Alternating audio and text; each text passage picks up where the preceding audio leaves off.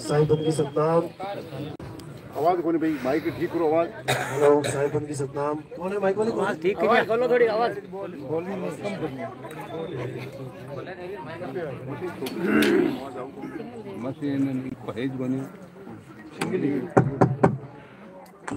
साहिबन की सतनाम।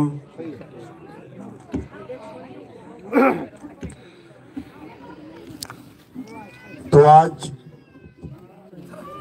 भोपालगढ़ में परमपिता परमात्मा के मूल ज्ञान का प्रचार होने जा रहा है। बहुत बड़े भाग होते हैं उन जीवों के जो इस ज्ञान को अपने पूरे जीवन काल में एक बार भी सुन पाते हैं, और उससे भी बड़े भाग होते हैं उन जीवों के जो इस ज्ञान को थोड़ा सा भी समझ पाते हैं। क्योंकि सुनना आसान है, आए बैठे 1 घंटा सुन के चले गए, लेकिन इसको समझना बहुत मुश्किल है। बड़े बड़े ऋषि मुनि, बड़े बड़े पीर पैगंबर औलिया फेल हो गए इस ज्ञान को समझने में, और आज भी वही हाल है। बड़े बड़े गुरु जो इस दुनिया में बैठे हैं, भारत देश में बैठे हैं, इस सत्संग को सुनकर भी नहीं समझ पाते हैं कि बात जा कहाँ रही है। उनको समझ में ही नहीं आता कि बात चल कहाँ की रही है। लेकिन जिस पर मालिक की कृपा हो, जिस पर बंदी छोड़ की कृपा हो जाए, परमात्मा की मोहर लग जाए, उसको ये ज्ञान सहज ही समझ में आने लग जाता है। उसको एक एक बात ऐसे समझ में आने लग जाती है जैसे इसी चीज की उसको तलाश थी। लेकिन ये उनके गुरुओं को समझ में नहीं आएगी। याद रखना, चेला समझ जाएगा लेकिन गुरु नहीं समझ सकता। तुम गुरु को समझा के देख लेना, भले जो बात तुम्हारी समझ में आ गई तुम गुरु जी से पूछ के देख लेना कि ये सही है कि गलत है। वो तुम्हें गलत सिद्ध करने में लग जाएगा, लेकिन उसके समझ में नहीं आएगी बात।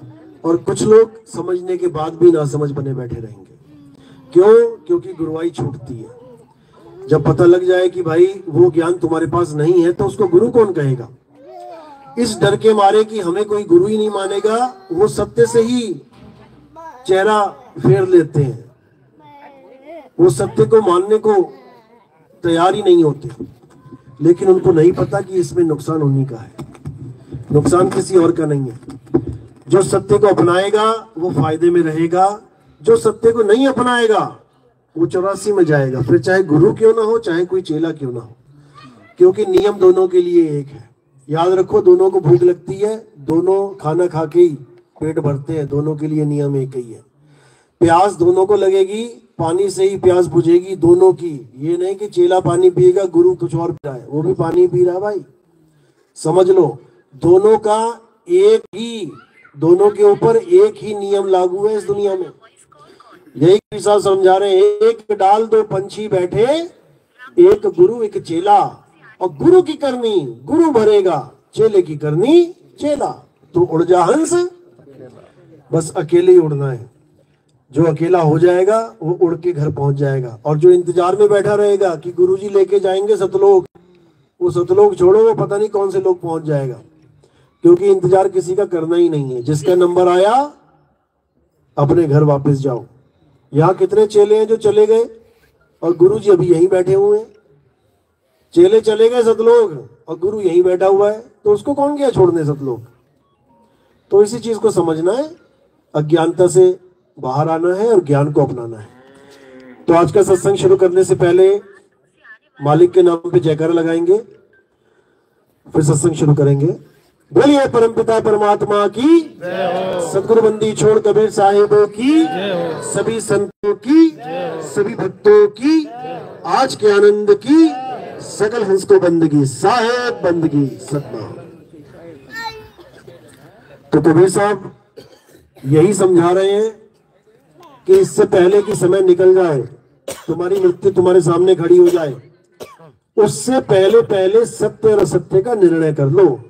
और कुछ नहीं करना। यहाँ पे कोई यहाँ नाम जपने का कंपटीशन लड़ने नहीं आए हो कि कौन कितनी माला जप लेगा, कौन कितनी बार ज्यादा नाम जप लेगा, वो जीत गया, और जो नहीं जप पाया वो हार गया। ऐसा कुछ नहीं है यहाँ पे। तुम इंसान के जन्म में हो, तोते के जन्म में नहीं हो कि तुम राम राम रट्टू तोता बन जाओ। यहाँ पे आके समझ लो अच्छे से, यहाँ कोई कंपटीशन नहीं है नाम जपने का, समझ लो। बल्कि कबीर साहब तो मना कर रहे हैं कि माला तो कर में फिरे और जीप फिरे खमाही, मनवा दसों दिसी फिरे और ये तो सिमरन नाही। लेकिन 99% गुरु इसी को सिमरन मान के बैठे हैं, 99% इसी माला को जपवा रहे हैं। कोई माला नहीं दे रहा तो मुंह में लगा पड़ा है, मन में जप लो। कोई मन में भी नहीं दे रहा तो श्वासों में जपवा रहा है, श्वासों में जपते जाओ। यानी जाप से पीछा छूट नहीं रहा किसी का, सब जपी बने बैठे हैं। कोई माला पकड़ के जपी बन गया, कोई श्वास पकड़ के जपी बन गया, कोई मन में ही जप रहा है, जपी बना बैठा है। और साहिब क्या कह रहे हैं, मोह को कहां ढूंढे रे बंदे, मैं तो तेरे पास में, नाम है जप में। सारे हर प्रकार के जाप का काटा कर दिया, खत्म कर दिया। नाम है जप में और नाम है तप में, ना एकांत निवास में। 600 साल हो गए ये भजन गाते हुए कबीरपंथियों को, लेकिन पूछ लो किसी का जप छूटा क्या? सब जपी बने पड़े हैं, सब नाम जपने में लगे और बोल रहे हैं कि नाम है जप में। तो भैया जब नाम है जप में है तो क्यों जप दे रहे हो? क्यों बेचारे जीव की बर्बादी कर रहे हो? क्यों उनके मगज में, दिमाग में ये 52 अक्षर फीड कर रहे हो? किसी के समझ में नहीं आ रहा। क्यों? क्योंकि जो रीत चली आ रही है उसी को निभा रहे हैं। उन्होंने नाम दे दिया है, जैसा किसी ने विधि बता दी है उसी विधि पे चलते आ रहे। कोई विचार ही नहीं कर रहा कि विधि सही भी है कि नहीं है, कोई फर्क नहीं पड़ रहा किसी को। सबके सब लगे पड़े हैं, जो गुरुजी ने दे दिया वो फुल एंड फाइनल है। बस यहीं पे दिक्कत है। कबीर साहब इसी का खंडन कर रहे हैं। कबीर साहब ये नहीं कह रहे कि गुरु बनाओ मत, अधूरा गुरु मत बनाओ, ऐसा नहीं है।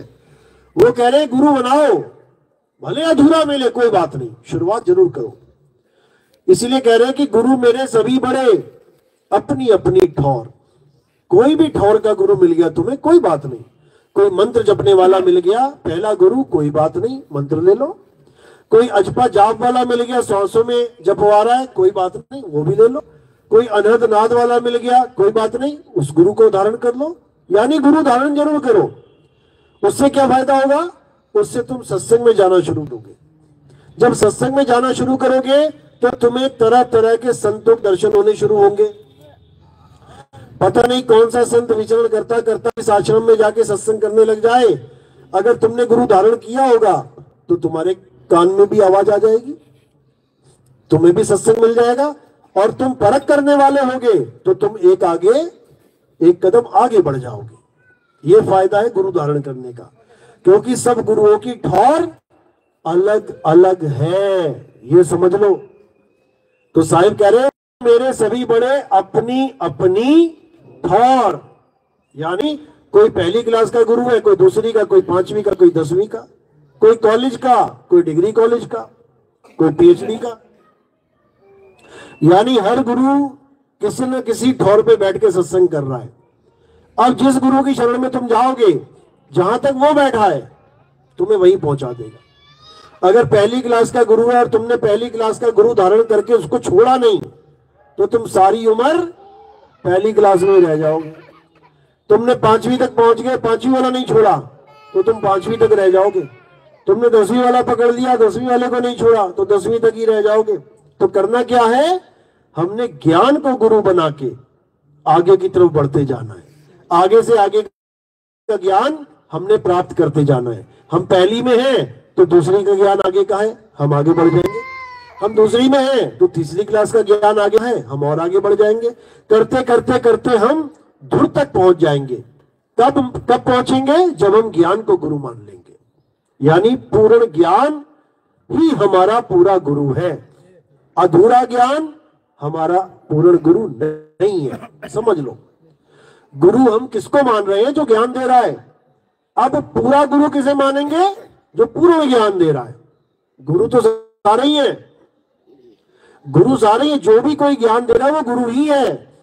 चाहे भूत प्रेतों का नाम जपवा रहा हो वो भी गुरु ही है, चाहे देवी देवता का नाम जपवा रहा है वो भी गुरु ही है। टीवी खोल के देखो, गुरु गुरु गुरु कितने बैठे हुए हैं। लेकिन साहिब समझा रहे हैं कि गुरु गुरु में भेद है और गुरु गुरु में भाव। सोई गुरु नित वंदिए, जो शब्द बतावे ताओ। अब यहां पर निवेड़ा कर दिया साहिब ने कि तुम्हारे पास दो ऑप्शन बचती है लास्ट में। एक, जो गुरु तुम्हें जाप दे, जपने वाला नाम दे, और एक जो गुरु तुम्हें दाव दे। दाव यानी जुगती, यानी तुमने करना क्या है। एक गुरु तुम नाम जपवा रहा है और एक गुरु तुमसे कुछ क्रिया करवा रहा है, काम करवा रहा है।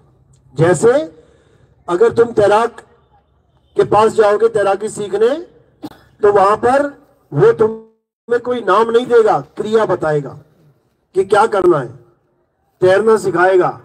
एक बार भी जपना नहीं पड़ेगा, तैराकी तैराकी तैराकी। और एक जिसको तैरना नहीं आता, वो तुम्हें कुछ ना कुछ तो देगा, तो वो तुम्हें नाम पकड़ा देगा, बेटा जपो तैराकी तैराकी। अब अगर तुमने जपने वाला नाम ले लिया तो समझ लो तुम पक्का डूबोगे। और अगर तुमने जपने से परे वाला नाम यानी क्रिया ले ली, दाव ले लिया, तो समझ लो अब तुम पक्का जियोगे, अब कोई मार नहीं सकता तुम्हें। तो इसी को कबीर साहब समझा रहे हैं कि अंत समय जब आएगा तब काल भगवान के साथ तुम्हारी मुठभेड़ होगी, क्योंकि अंत समय में सब काल के मुंह में जाते हैं ना। सुना भी होगा, अभी जयपुर में एक ट्रक फट गया गैस का, एलपीजी का, तो कितने लोग काल के मुंह में चले गए।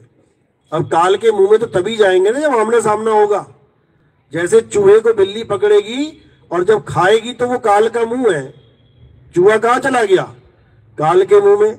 अब एक बिल्ली को चार कुत्ते पकड़ के फाड़ेंगे खाएंगे, तो बिल्ली के लिए कुत्ते का मुंह हो गया काल का मुंह। अब कुत्ते को शेर या बाघ पकड़ लेता है, तो कुत्ते के लिए बाघ या शेर का मुंह हो गया काल का मुंह।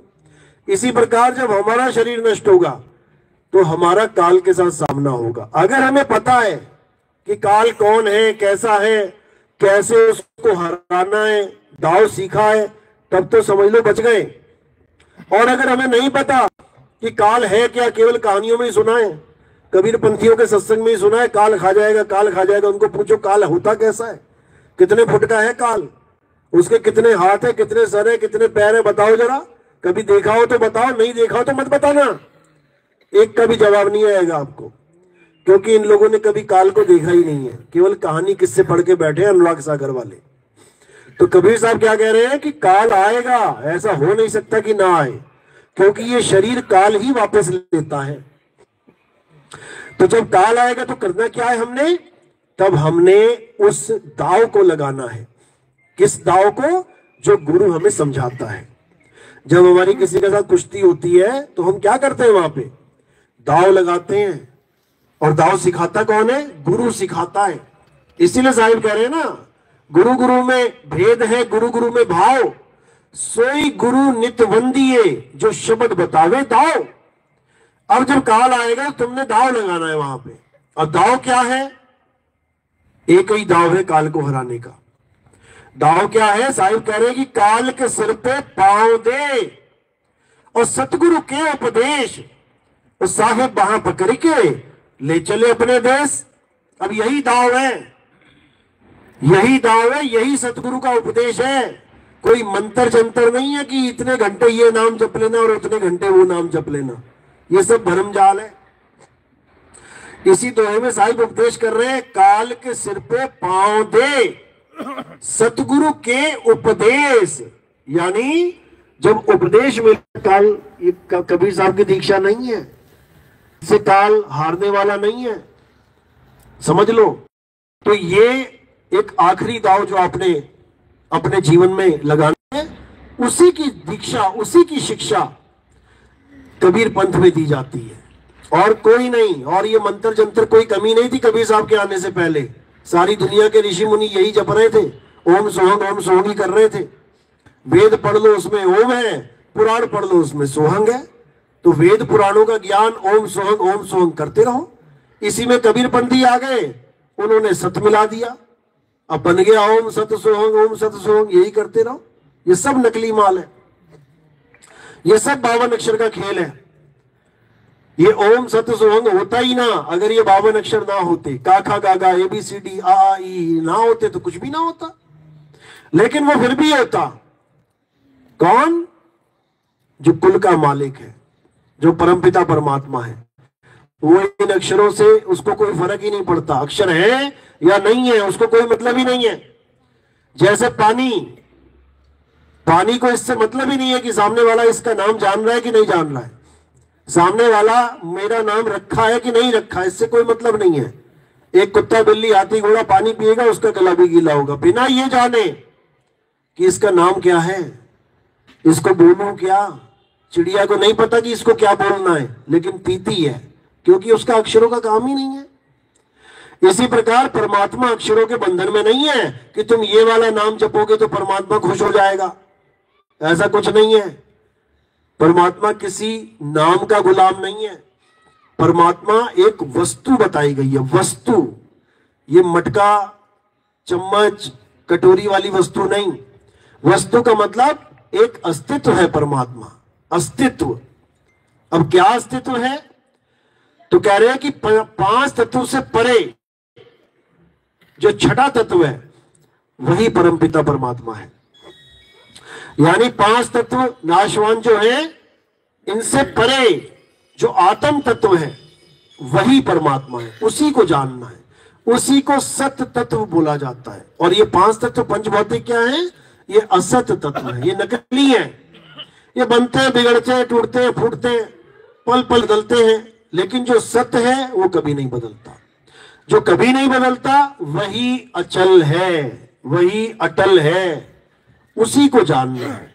तो कबीर साहब की भक्ति उसी तत्व की भक्ति है, इसकी नहीं है जो इस 5 तत्वों के संसार में तुम्हें दिखाई दे रही हैं। जो आज तरह तरह की मूर्तियां बना के पूजा हो रही है, राम जी कृष्ण जी वाले अपनी पूजा पाठ कर रहे थे, कबीर साहब वालों ने अपनी बीच में डाल दी मूर्ति। और राम कृष्ण जी की मूर्तियां कम पड़ गई थी, जो कबीर साहब की मूर्ति बना के चिपका दी बीच में। ये बिल्कुल अज्ञान है। साहिब तो खंडन करते आए इन चीजों का। पाथर पूजे हरि मिले तो मैं पूजू पहाड़, कब कहा उन्होंने कि पत्थर की पूजा कर भाई। लेकिन काशी जाके देखो, इतना बड़ा मंदिर बना दिया, लोगों का पैसा सीधा करोड़ों रुपया मंदिर में लगा दिया, वहां मूर्ति बना दी, पंडित रख दिया एक, वहां पे कबीरपंथी पंडित बने हुए घंटियां बजा रहे हैं। बताओ, ये इसलिए हो रहा है क्योंकि उनको पता ही नहीं है सत्य क्या है। जब सत्य नहीं पता तो कुछ ना कुछ तो पकड़ना ही पड़ेगा, इसलिए असत्य को पकड़ के बैठे। कोई मंदिर को पकड़ के बैठ गया, कोई मस्जिद, कोई गुरुद्वारे को, कोई जप को, कोई तप को, कोई व्रत को, कोई पिंड को, कोई प्राण को, कोई ब्रह्मांड को, कोई त्रिकुटी को, कोई भंवर गुफा को, कोई अंड को। हर बंदा कुछ ना कुछ पकड़ के बैठा है, लेकिन जो सत्य है उसका उसको आभास भी नहीं है। इसलिए साहिब ने कहा, मुझको कहां ढूंढे रे बंदे, तो मैं तो तेरे पास में, ना मंदिर में, ना मस्जिद में, ना काबे कैलाश में। जब मंदिर में नहीं है तो मंदिर बनाने की जरूरत ही नहीं है। ना मैं जप में, ना मैं तप में, ना एकांत निवास में। जब वो जप और तप में नहीं है तो क्यों नाम दे रहे जपने वाले। लेकिन नहीं समझ में आ रहा किसी के। नहीं प्राण में, नहीं पिंड में, और ना ब्रह्मांड आकाश में। हर चीज में मना कर रहे हैं वो कि मैं यहां वहां कहीं नहीं हूं। कि खोजी हो तुरंत मिल जाऊं, एक पल की तलाश में। अगर खोजी होगा, कोई सच में खोजना चाहता है तो वो पक्का खोज लेगा। और कब खोजेगा, जब उसको भेदी गुरु मिल जाएगा, वो खोजेगा 100%। खोजी हो तुरंत मिल जाओ, एक पल की तलाश में, कहे कबीर सुनो भाई साधो, मैं तो हूं विश्वास में। यहां पे विश्वास करना है, यानी वस्तु का पता लग जाए कहां पर है, उसके बाद विश्वास करना है। ऐसे ही नहीं किसी पे भी विश्वास कर लेना, वो अंधविश्वास कहलाता है। अंधे होके विश्वास करना अंधविश्वास है, और परख करके विश्वास करना पूर्ण विश्वास है। समझ लो, दोनों में फर्क है। कई लोग कहते हैं हमारा तो विश्वास है, पत्थर में भगवान है। तेरे विश्वास होने से कोई फर्क नहीं पड़ता। और अगर तुझे इतना विश्वास है तो अपना घर 7 दिन के लिए खुला छोड़ के चला जा भगवान के भरोसे। 7-8 भगवान जो तुम पूछते हो वो सामने रख दो दरवाजे के, और ताला मत लगाना, चले जाओ 7 दिन के लिए घूमने कहीं। देख लेते हैं कितना विश्वास है तुम्हें। तुम्हें लोहे के ताले पे विश्वास है, भगवान पे नहीं है। समझ लो, तभी ताला ढूंढते हैं निकलने से पहले, ताला कहाँ है, ताला कहाँ है। अरे भगवान बैठा है सामने, वो खुद बचा लेगा। पर तुम्हें भरोसा नहीं है। तुम्हें छोड़ो, जिसने तुम्हारा भरोसा लगवाया है भगवान से, वो पंडित खुद ताला ढूंढता है शाम को मंदिर बंद करने के लिए। उसको कोई कहे कि भाई ये भगवान है, तेरा पूरा विश्वास है भगवान है, तो भगवान तेरी लाज रखेगा। मत लगा ताला, मत लगा दान पेटी पे ताला, देख लेते हैं कितना विश्वास है। ये तुम्हें बोल रहे हैं विश्वास है, इनको खुद कोई विश्वास नहीं है भाई, ये असलियत है। यही कबीर साहब समझा रहे हैं कि पत्थर पे विश्वास करोगे तो समझो कि तुम्हारी बुद्धि पे पत्थर पड़े हैं। पत्थर पे भी कोई विश्वास करता है। तुम एक घर में चौकीदार रख लो, तुम्हें उस पर पूरा भरोसा हो जाएगा, तुम बिना ताला लगाए चले जाना, वो बचा सकता है तुम्हारी हर चीज, लेकिन एक पत्थर नहीं बचा सकता। कारण क्या है? क्योंकि चौकीदार में आत्मा का वास है, वो आत्मा काम कर रही है वहां पे, पत्थर में आत्मा नहीं है। कोई कहे पत्थर में आत्मा है, फिर कहते हैं हम प्राण भी फूंक देंगे। तुम प्राण फूंक दो, उसके बाद विश्वास कर लोगे? तब भी नहीं कर पाओगे। तारे पे विश्वास है भाई, भगवान पे विश्वास नहीं है। तो इसीलिए कबीर साहब बार बार समझ रहे हैं कि आत्मा को जानो, आत्म तत्व को पहचानो। आत्मा का नाम सुना है सबने? सब अपनी अपनी आत्मा लेके आए हो? किसी की घर में छूट गई हो तो देख लो, चेक कर लो, एक बार हाथ लगा लो, आत्मा है? कैसे पता लगा? मीटर की तरह लाइट जली क्या टेस्टर की जगह? करंट चेक करते हैं ना टेस्टर से, तो लाइट जलती है उसमें, हाँ हाँ है, जल रही है। तुम्हें कैसे पता लगा आत्मा है? क्योंकि उसका सबूत है। क्या सबूत है? कि तुम यहां बैठे हो, मुंडी हिला रहे हो, आंखें घुमा रहे हो, हंस रहे हो, हिल रहे हो, आत्मा है। और जैसे शरीर को छोड़ देगी, यही पड़े होगे मिट्टी की ढेरी की तरह, एक उंगली नहीं हिलेगी। तो ये सबूत है कि आत्मा है। अब आत्मा है लेकिन आत्मा का ज्ञान नहीं है। आत्मा तो है लेकिन आत्मा का ज्ञान नहीं है। अब ये कैसे होगा? ये तब होगा जब आपके जीवन में कोई आत्मज्ञानी गुरु आएगा, तब ये कार्य पूर्ण होगा।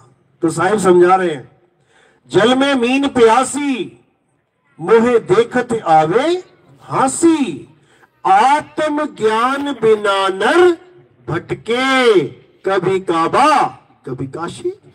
कौन से ज्ञान बिना? आत्म ज्ञान। और दिया क्या जा रहा है? मंत्र ज्ञान, जंतर ज्ञान, पूजा पाठ ज्ञान, हवन यज्ञ ज्ञान। कोई पूर्णमासी रखवा रहा है बताओ? कबीर पंथ भी नहीं छोड़ा गया पूर्णमासी के, वो कबीर पंथ में भी पूर्णमासी के व्रत करवा दिए।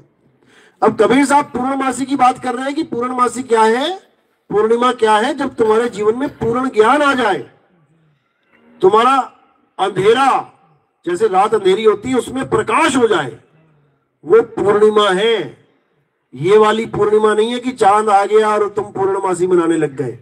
ऐसे ऐसे देश है जहां 6 महीने चांद ही नहीं आता, 6 महीने दिन रहता है और 6 महीने रात। वहां 6 महीने बाद मनाओगे पूर्णमासी पर, समझ लो। और अगर चांद पे घर बन गया, आने वाले समय में कह रहे चांद पे रहेंगे, तो फिर कौन सी पूर्णमासी मनाओगे? अभी तो चांद दिखाई दे रहा है, फिर चांद पे खड़े हो जाओगे तो क्या देखोगे? तो क्या देखोगे? अभी तो चांद दिख रहा, हाँ पूरा चांद है, आज पूर्णमासी। अच्छा, चांद पे ही घर बन गया तो नीचे देखोगे जमीन पे, या पृथ्वी देखोगे? फिर आज पूरी पृथ्वी दिख रही है, आज पृथ्वी बना लेते हैं। पृथ्वी क्या बोलूं इसको मैं, पृथ्वी मासी और वो पूर्णमासी, चांदमासी, जो भी है। कहने का मतलब ये सब ज्ञान है, इसको दिमाग से निकाल देना है। असली ज्ञान क्या है? आत्म ज्ञान। आत्म ज्ञान का मतलब है अपनी आत्मा का ज्ञान प्राप्त करना, क्योंकि जो तुम्हारी आत्मा है वही परम तत्व है, उसी का ध्यान करना है। कबीर साहब कह रहे हैं ना वाणी में, कह रहे श्वासा की कर सिमरनी और कर अजपा का जाप। ये 2 लाइनें पकड़ के बैठ जाते हैं सारे। देखो, कबीर साहब कह रहे हैं कर श्वासा की सिमरनी, श्वासों का सिमरन करना है, कर अजपा का जाप, ये अजपा जाप ही तो करना है। और आगे नहीं समझ रहे, अरे परम तत्व का ध्यान धर और सो हम आपे आप, वो नहीं समझ में आ रही किसी के। आखिर क्यों बोला ये श्वासा की कर सिमरनी? क्योंकि पहले लोग लकड़ी की माला की सिमरनी करते थे। वो क्या होता था, उससे जल्दी जल्दी जल्दी जल्दी फेरी फेर के छोड़ के निकल लिए, हो गया काम। तो कबीर साहब ने क्या बोला कि इसको छोड़, ये तो खत्म हो जाती है, 1-2 घंटे में खत्म हो गई। श्वासा की सिमरनी बना, यानी जब तक तेरी श्वास चल रही है तब तक नाम चलना चाहिए। ये नहीं कि 2 माला फेरी और काम निपटाया, जय राम जी की, हो गया काम। गुरु ऐसे मिलते ना, 2 माला करना है, 3 माला करना है, 4 माला। वो बेचारा खुद 2 माला 3 माला में फंसा हुआ है, उसको खुद नहीं पता कि श्वासा की सिमरनी का क्या मतलब होता है। श्वासा की सिमरनी का मतलब होता है कि जब तक सांस चल रही है तब तक तेरा सिमरन चलना चाहिए। श्वासा की कर सिमरनी कर अजपा का जाप। अजपा क्या होता है? जिसको जपा नहीं जा सकता। जाप के आगे आ लगा दिया, अजपा, यानी अब उसको जप नहीं सकते। क्यों नहीं जप सकते? क्योंकि वो अक्षरों में आता ही नहीं है। लेकिन इन अज्ञानियों ने क्या किया? अक्षरों में ही अजपा जाप बना दिया, यानी श्वासा में ही कोई मंत्र फिट कर दिया और कह दिया ये अजपा जाप है। अरे उसको तो जप रहा है तुम भाई, अजपा कैसे हुआ? ये चालाकी है काल के दूतों की, अभी समझाऊंगा मैं क्या होते हैं काल के दूत। तो कह रहे कर अजपा का जाप। साहिब समझा रहे हैं कि अजपा का जाप करना है, यानी उसका जाप कर जो जपा ही नहीं जा सकता, उसका जाप करना है। और वो कैसे करेंगे अभी समझाएंगे वाणी के द्वारा।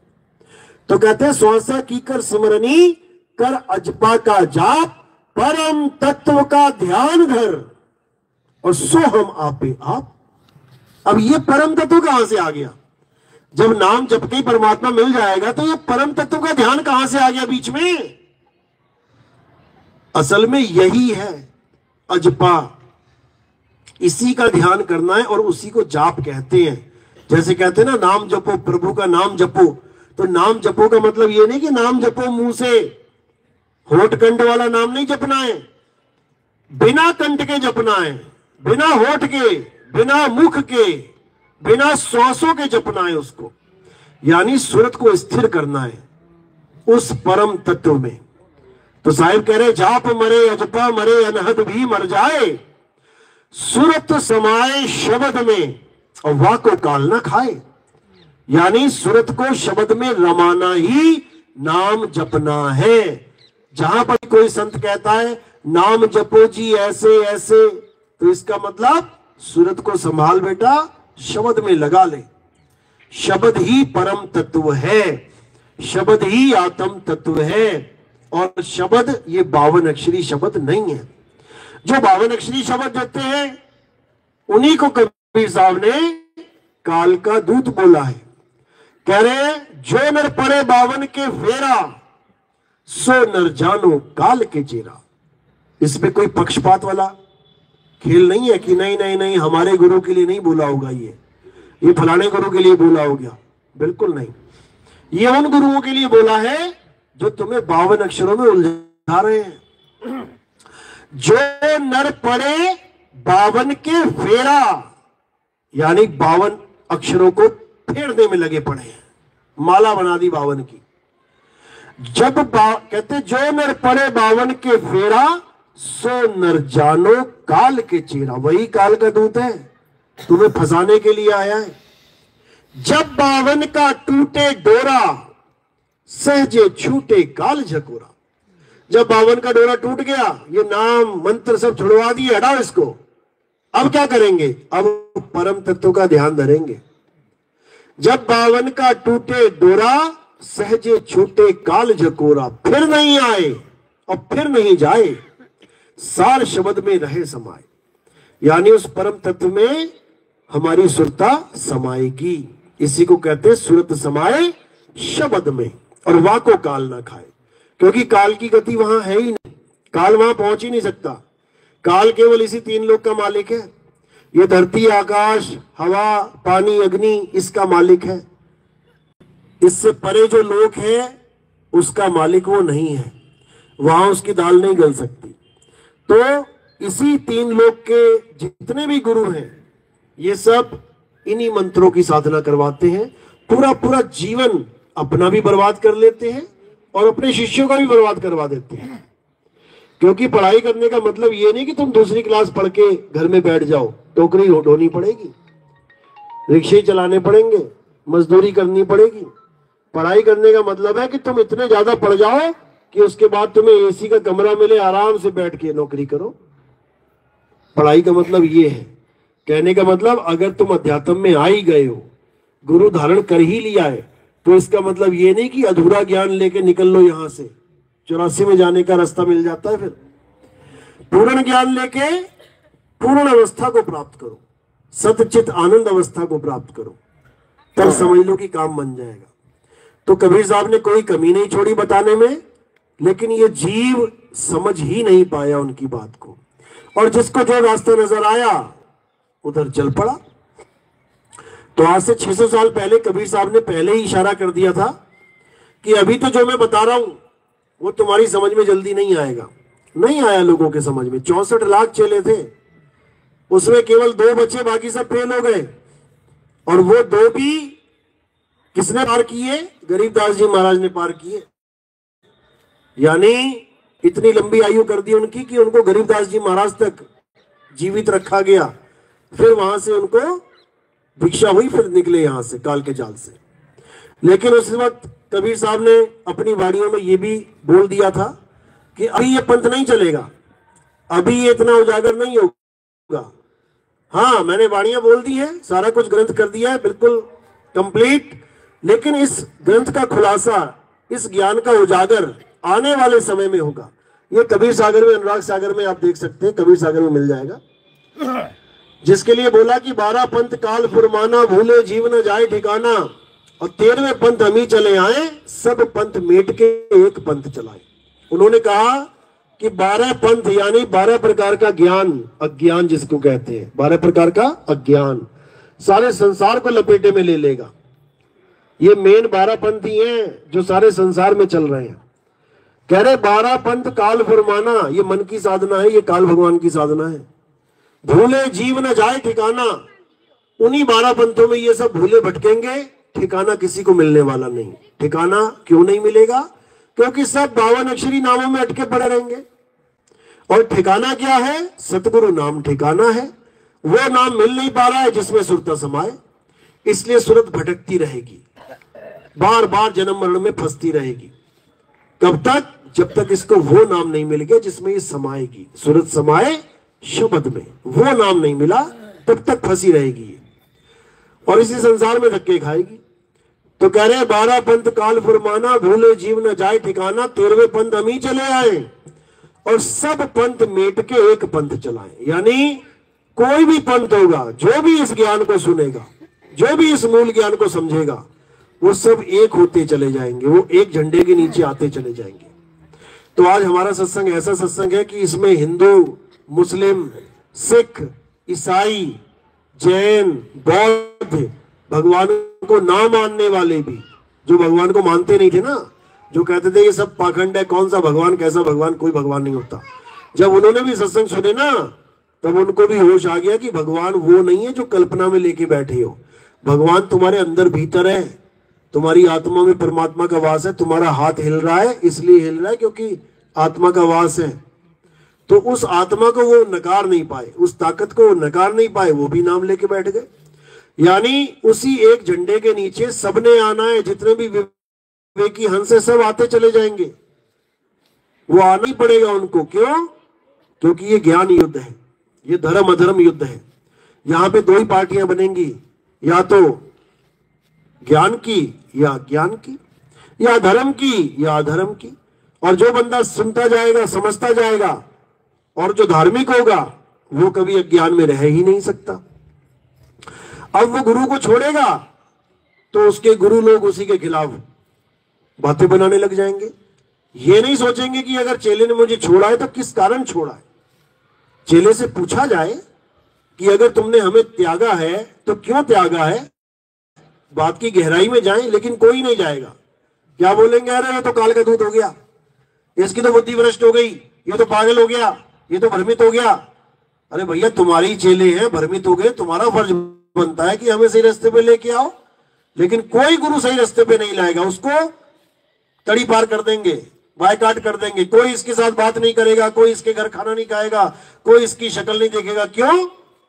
क्योंकि उसको पता है कि अगर इसके घर कोई चला गया तो ये पक्का अपने रंग में रंग जाएगा।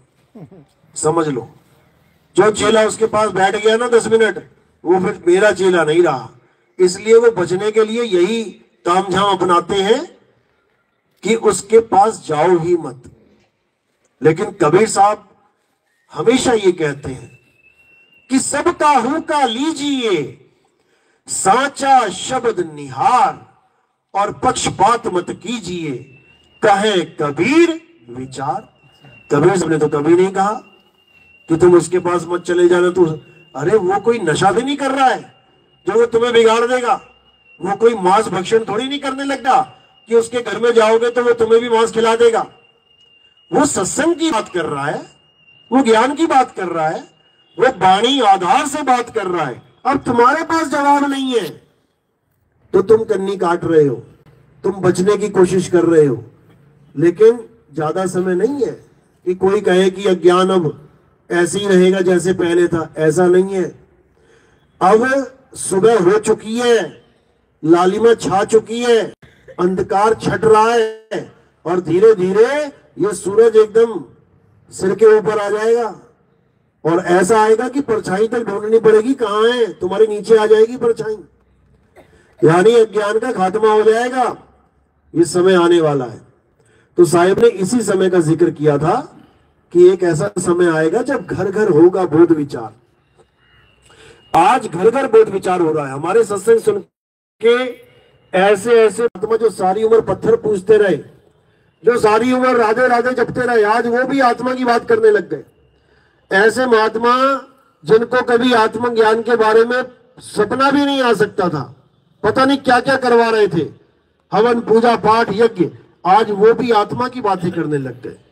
पर्ची बना बना के लोगों का भविष्य बता रहे थे, आज वो भी आत्मज्ञान की बात करने लग गए कि आत्मा अजर होती है, अमर होती है, अविनाशी होती है। तो भैया तू क्यों पत्थर पूज रहा है?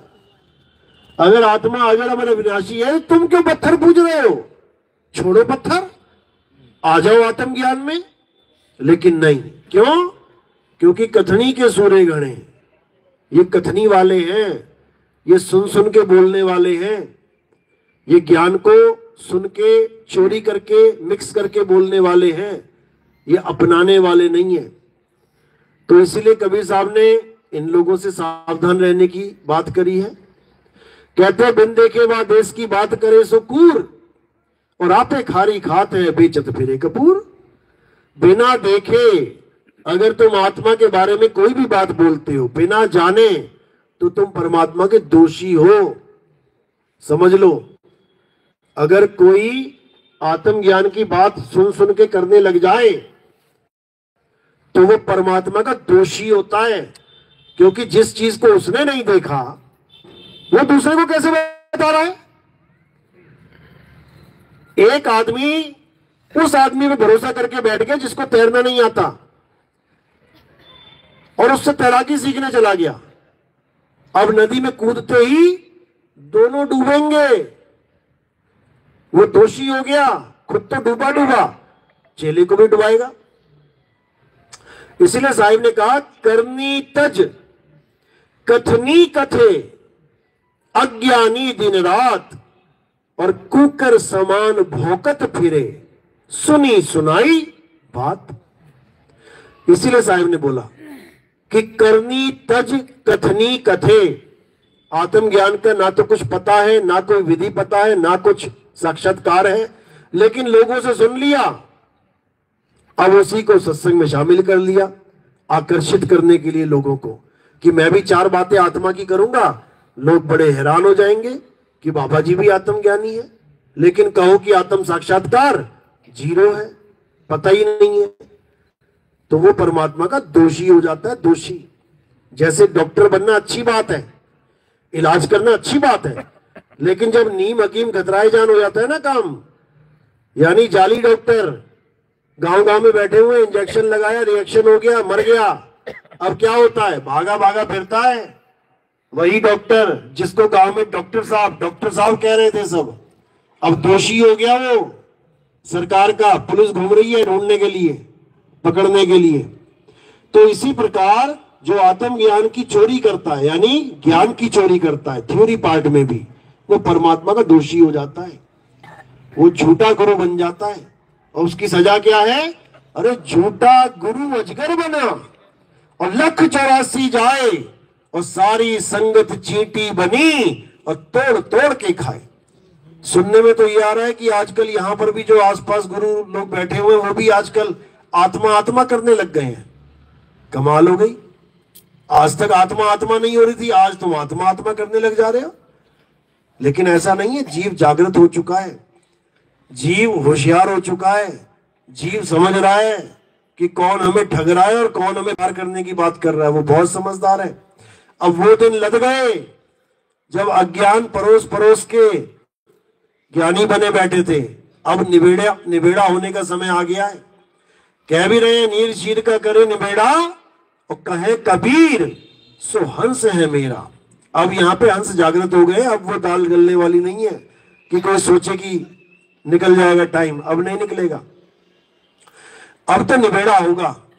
और सत्य सत्य का निबेड़ा जब भी होता है, याद रखना, एक युद्ध होता है वहां पे हमेशा। जैसे त्रेता खत्म हुआ तो राम रावण का युद्ध हुआ, द्वापर खत्म हुआ तो कृष्ण जी का जो महाभारत है धर्म अधर्म का वो युद्ध हुआ। इसी प्रकार अब कलयुग में जो सतयुग आने वाला है उससे पहले भी युद्ध होगा। और ये युद्ध कौन सा होगा? ये ज्ञान अज्ञान का युद्ध होगा, ये गुरु चेले में युद्ध होगा। अभी जागृति होने दो थोड़ी और, गुरु और चेले में युद्ध होने लग जाएगा। चेला 4 सवाल पूछेगा, गुरु जवाब नहीं दे पाएगा। उसके बाद क्या होगा? ये सारी गुरुआई खत्म हो जाएगी। फिर बोला है कबीर साहब ने कि पूरे संसार में एक झंडा होगा और वो झंडा सत्य का झंडा होगा। वहां पे असत्य टिक ही नहीं पाएगा। अभी थोड़े दिन और मजे कर लेने दो इन लोग को, थोड़े दिनों की बात है, ज्यादा नहीं। क्योंकि जैसी जागृति होने लग जाएगी, ये जहां बैठेंगे, जिस स्टेज में बैठेंगे, वही सवाल दागे जाएंगे। तब इनको समझ में आएगा कि अब हमारा गुजारा नहीं है। अभी तो हांजी हुजूरी हो रही है ना, अभी तो लग रहा है ठीक है 500 चेले थे, 5 निकल गए, कोई बात नहीं, बाकी तो हैं।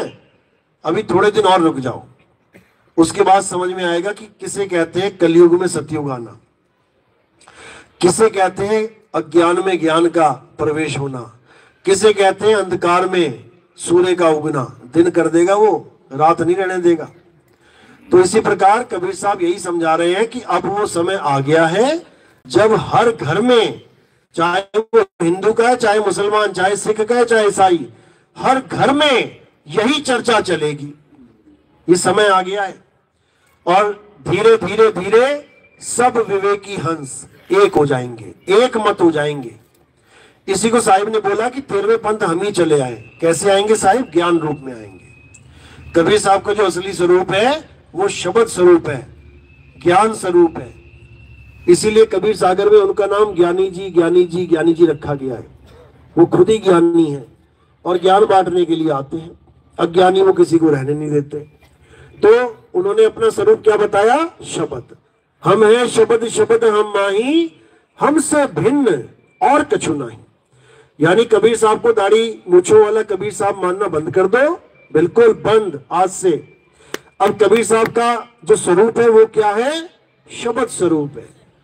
समझ लो, कबीर साहब देह स्वरूप नहीं है कि तुम पहले बच्चा बना दो उनको, फिर थोड़े जवान हो गए, फिर बूढ़े हो गए, फिर वो निकल गए। ये बच्चा बूढ़ा जवान होना माया का खेल है। माया का काम है पल पल बदलना। कबीर साहब को ये शरीर की धारण करने की इसलिए जरूरत पड़ी क्योंकि हम इंसान हैं, इंसान चोला लेके बैठे हैं, हमें समझ भी इंसानों की आती है। और कोई चोला उन्होंने नहीं पकड़ा। वो चाहते तो कोई भी चोला पकड़ लेते, लेकिन उन्होंने इंसान का पकड़ा। क्यों? क्योंकि इंसान को इंसान की भाषा समझ में आती है। इसके अलावा उनको शरीर मानने की जरूरत नहीं है। भूल जाना कि कबीर साहब कोई शरीर है। और उन्होंने कई जगह इसका जिक्र भी किया है, इशारा भी दिया है। धर्मदास जी को कहते कि धर्मदास, ये जो शरीर तुम्हें दिख रहा है ये मैं नहीं हूं, मैं विदेही हूं। तो धर्मदास कहता कि दिखे देही और कहो विदेही, मैं कैसे मानूं साहिब? आप कह रहे हो मैं शरीर नहीं हूं, मुझे तो दिख रहा है सामने शरीर आपका। वो कहते ऐसे तू मुझे नहीं पहचान पाएगा। अगर मुझे जानना है तो तू सार शब्द को जान। जैसे ही तुझे सार शब्द का ज्ञान हो जाएगा समझ जाना कि मैं हूं वो, मेरा रूप शब्द है, हम है शब्द, शब्द हम माही। तो हमने अब शब्द का चेला बनना है। अब हमारा गुरु शब्द गुरु है। साहिब समझा रहे हैं कि जग मर्यादा कारणे गुरु किया रामानंद। अरे शब्द हमारा गुरु है, सदा हमारे संग। जब वो अपना गुरु शब्द को बता रहे हैं तो हमारा गुरु कौन होगा? शब्द ही होगा, शब्द ही होगा। लेकिन कौन सा शब्द? ये होठ कंठ जीभ वाला शब्द नहीं, सार शब्द हमारा गुरु है। साहिब समझा रहे होठ कंठ लागे नहीं और जीभ्या नहीं उच्चार, गुप्त वस्तु जो लखे सो निज हंस हमार। साहिब बिल्कुल क्लियर कर रहे हैं कि होठ कंठ लागे नहीं। अब इन शब्दों की बात नहीं करनी है जो होठ कंठ वाले शब्द हैं। ये 52 अक्षर है, छोड़ो इनको। 52 के जंजाल में फंस गया ये संसार और सिमरन 52 का करे कैसे लागे पार। अब इस जंजाल से बाहर निकलना है और 52 से परे यानी अक्षरों से परे निअक्षर को जानना है। समझ लो। तो साहिब समझा रहे हैं कि जब तक निअक्षर तुम्हारे जीवन में नहीं आ गया तब तक किसी की मुक्ति होने वाली नहीं है।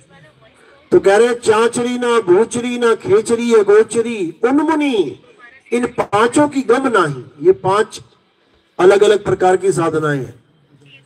कहते हैं रेचक कुंभक पूरक को ढंग नाही, पड़े गुने वाद करे कबू नहीं मानिए, और 100 का जाप करे झूठ सो बखानिए। अक्षर पार निअक्षर भरपूर है और कहे कबीर सो सत्य कर मानिए। यानी अब अक्षरों से परे उस निअक्षर उस आत्म स्वरूप की साधना करनी है, उसी में रमण करना है। उसके अलावा सब झूठ है, अज्ञान है। जितना भी जड़ माया दिख रही है सब अज्ञान है। ये पूजा पाठ हवन यज्ञ, ये मंदिर मस्जिद सब अज्ञान है। ज्ञान क्या है? आत्मा ही ज्ञान है, आत्म ज्ञान है। आत्म ज्ञान यानी खुद का ज्ञान, किसी और का नाम नहीं जपना है, कोई अक्षर कोई शब्द नहीं जपना है, खुद की आत्मा को पहचानना है। इसीलिए साहिब कह रहे हैं कि जब लगना चीनोगे आत्म तब लगना मिली है परमात्म। आत्म चीने तो परमात्म चीने, और संत कहावत सोई यह भेद काया से न्यारा, बुझे बिरला कोई। तो आत्मा में ही परमात्मा का वास है। पहले परमात्मा को आत्मा में मानना पड़ेगा कि मेरा साईं कहीं बाहर नहीं है। जो तिलमा ही तेल है और जो चकमक में आग, तेरा साईं तुझ में है, जाग सके तो जाग। मेरा साईं मुझ में है। पहले तो मुझे यह जानना पड़ेगा कि मुझ क्या होता है। मुझ में यानी मेरी काया में नहीं, कि तुम्हें यह समझा दिया जाए कि तुम्हारी काया में परमात्मा है। काया तो पिंजड़ा है, पिंजड़े में परमात्मा नहीं रहता है। पिंजड़े में कौन रहता है? पिंजड़े में जीव रहता है। जीव कैदी है, बंधन में फंसा है, बहुबंधन में बांधिया एक बेचारा जीव। और केवल छूटे आपने जो न छुड़ाए पीव। तो जीव तो हो गया बंधन में, बंधन यानी 5 तत्वों का पिंजड़ा। तो पीव कहां है? छुड़ाने वाला कहां है? तुम जेल में चले जाओ तो तुम्हें छुड़ाने वाला कहां होगा? जेल के अंदर की बाहर? बाहर। बस इतनी सी बात समझनी है। इन लोगों ने छुड़ाने वाले बंदी छोड़ को भी जेल में डाल दिया और कह भी गा भी रहे हैं, निरंजन धन तेरा दरबार। ये बनाया निरंजन ने 5, 25, 3 का पिंजड़ा। वहां में तुमको राखे हो, हमको राखे हो थोड़ी नहीं बोला। कि कबीर साहब कह रहे हैं 5, 25, 3 का पिंजड़ा, वहां में हमको राखे हो, वहां में तुमको राखे हो, और तुमको बिसर गई सुध घर की, ये महिमा अपनी भाखे हो। पिंजड़े में जीव है, परमात्मा नहीं है। लेकिन परमात्मा की किसी को खबर नहीं है, तो जीव को ही परमात्मा बना दिया इन लोगों ने। जीव को ही सर्वे सर्वा बना दिया। मैं तुमसे पूछूं पंडिता, शब्द बड़ा की जीव, ये दोहा सुना सुना के सबको जीववादी बना दिया कि जीव ही सबसे बड़ा है। और ये दोहा नहीं समझ में आ रहा कि ऐसा शब्द बता जीव को बूझे बिरला कोई, ये भी दोहा कबीर सागर इसमें बीजक में है।